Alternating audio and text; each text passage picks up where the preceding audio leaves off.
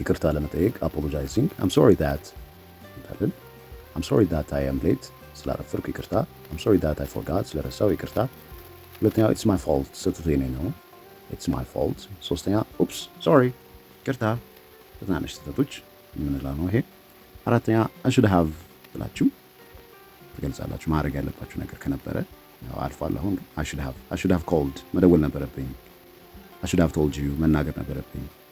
አምስተኛው I apologize for እንላለን። ይቅርታ ጠይቃለሁ ስለዚህ ነገር I apologize for not calling ስላልደወልኩ ይቅርታ ጠይቃለሁ። I apologize for not coming ስላልመጣሁ ይቅርታ ጠይቃለሁ እንላለን ማለት ነው። እሺ ያንዳንዱን ተለማመዱ።